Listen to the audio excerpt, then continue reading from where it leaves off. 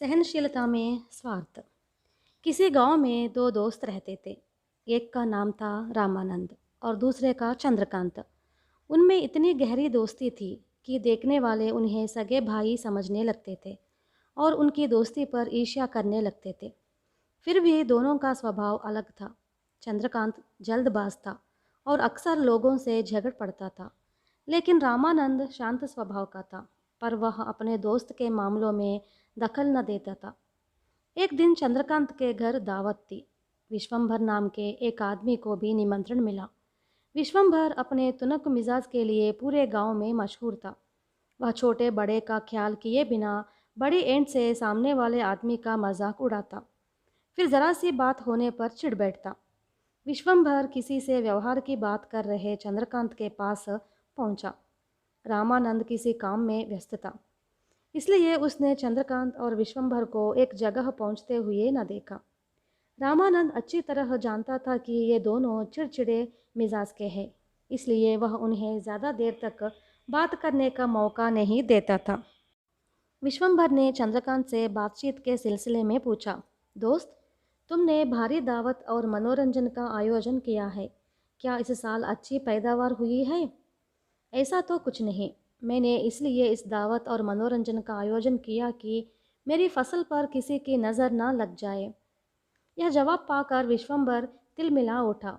क्षण भर रुककर वह बोला, जब लोगों की नज़र लग ही जाती है, तब चाहे भारी दावत तो चाहे मनोरंजन का प्रबंध करो, उसका बुरा असर नहीं जाता। इसलिए इस साल मेरे खेते में अच्छी फसल नहीं हुई। तो इसका मतलब है तुम्हारे खेतों को मेरी नज़र लग गई है, चंद्रकांत ने क्रोधित होकर कहा।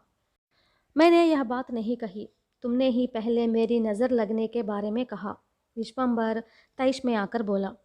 इस बात को लेकर उन दोनों के बीच झगड़ा शुरू हो गया। दावत में आए सारे मेहमान उनके चारों तरफ इकट्ठा हो गए। रामानंद जल्दी से वहां पहुंचा और सारी बात जानकर बीच बचाव करने के ख्याल से बोला, चंद्रकांत, यह तुम्हारा घर है। घर आए हुए मेहमान की इज्जत करना तुम्हारा फर्ज है। जब तुम दोनों ही आपस में छेड़खानी करते रहते हो तो उसे उसी वक्त भूल भी जाना चाहिए। रामानंद ने जिस ढंग से चंद्रकांत को समझाया, उसके तरीके की सब मेहमानों ने सराहना की। उस वक्त तो झगड़ा खत्म हो गया, लेकिन चंद्रकांत के अंदर गंठ पड़ गई। उसने उसी दिन से रामानंद से बोलचाल बंद कर दी। एक आध बार रामानंद ने चंद्रकांत के साथ बात करने की कोशिश भी की, तो चंद्रकांत ने मुंह मोड़ लिया। अपने दोस्त के इस व्यवहार का कारण रामानंद की समझ में न आया। वह एक दिन चंद्रकांत के घर पहुंचा और उसकी पत्नी से पूछा, भाभी, चंद्रकांत मुझे देखते ही अपना मुंह मोड़ लेते हैं, आखिर बात क्या है? वो तो तुम पर नाराज़ है।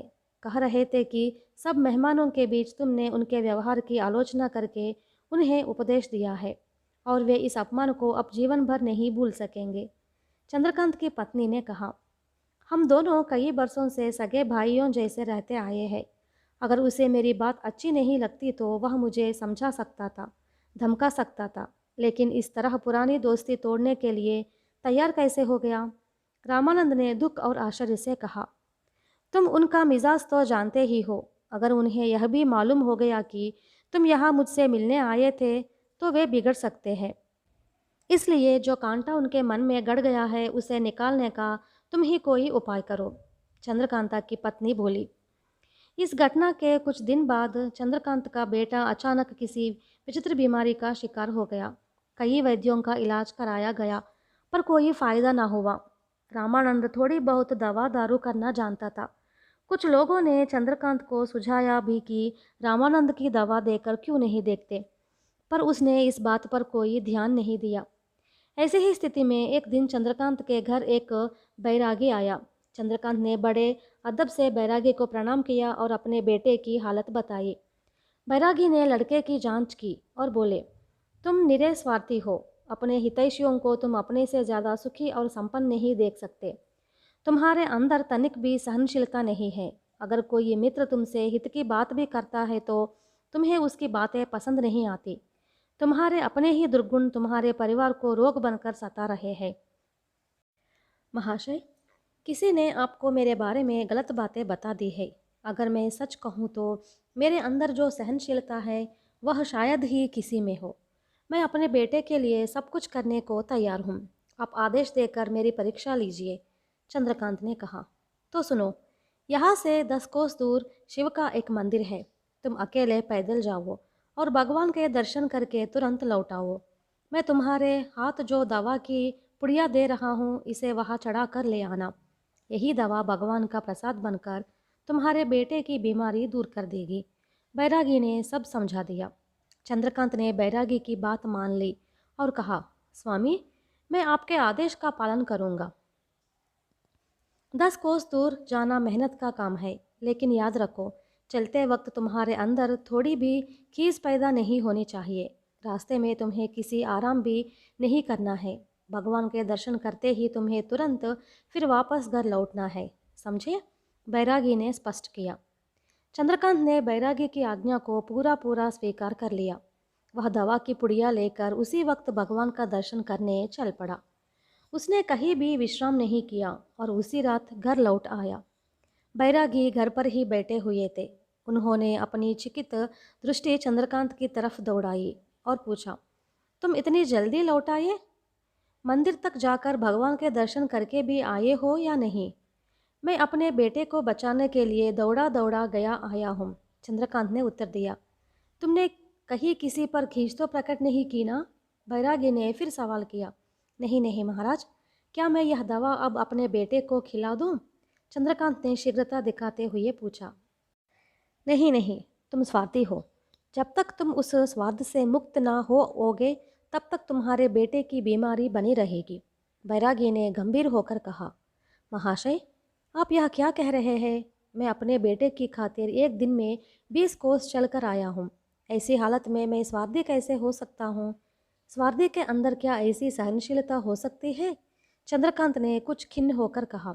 सुनो बेटा, ईश्वर हमारी आंखों को दिखाई नहीं देते। मंदिर में ईश्वर की केवल पाषाण प्रतिमा है। मैं तुम्हारे लिए पूरी तरह अपरिचित हूँ, फिर भी तुमने भगवान, मंदिर और मुझसे विश्वास करके इतनी सहनशीलता दिखाई है ना? बैरागी ने कहा। जी हाँ महाराज, चंद्रकांत ने स्वीकार किया। बैरागी गंभीर होकर बोले, तुम में जब इतनी सहनशीलता भरी हुई है, तब यही सहनशीलता तुम अपने साथियों के प्रति क्यों नहीं प्रदर्शित करते? तुम्हारी इस समय की सहनशीलता तुम्हारे अपने स्वार्थ के कारण से है। तुम्हारा स्वार्थ था तो तुमने पाषाण प्रतिमा के प्रति भी सहनशीलता दिखाई, पर स्वार्थ न होने पर तुम अपनी आंखों के सामने दिखाई देने वाले मनुष्य के प्रति भी ना विश्वास प्रदर्शित कर सके, ना सहनशीलता ही। ऐसा क्यों? महाशय, यह झूठ है। मैं सब लोगों के प्रति समान रूप से सहनशीलता का व्यवहार करता हूँ। जो खुद सहनशील नहीं है, वे ही मेरे अंदर सहनशीलता की कमी बता सकते हैं, चंद्रकांत बोला। अगर यह बात सच है तो मैंने व्यर्थ ही तुम्हें इतनी दूर पैदल चलकर आने का कष्ट दिया। कहकर बैरागी ने अपनी दाढ़ी व मूछें हटा दी। बैरागी के वेश में आया वह व्यक्ति और कोई नहीं, खुद रामानंद था। उसे देख अचरज में भरकर चंद्रकांत बोला, अरे तुम? हाँ मैं। भाभी की मदद से मैंने ही यह सारा स्वांच रचा है। वास्तव में तुम्हारा बेटा बीमार नहीं है। मेरी छोटी सी बात को इतनी बड़ी भूल समझकर तुमने सदा के लिए हमारी इतनी पुरानी मैत्री को तोड़ देने की कोशिश की। उसी मैत्री को कायम रखने के लिए मैंने यह नाटक रचा है, रामानंद ने कहा। चंद्रकांत को अपनी गलती का एहसास हुआ। वह नम्र शब्दों में बोला, तुमने मेरी मैत्री को बनाए रखने के लिए यह नाटक रचा है। मैं सचमुच ही भविष्य में यह ख्याल रखूंगा कि मुझसे कभी कोई गलती ना हो। मैं अपने अंदर निस्वार्थ सहनशीलता के भाव को पैदा करने की कोशिश करूंगा। इसके बाद वे दोनों दोस्त सगे भाइयों से भी बढ़कर बरसों तक जीवित रहे।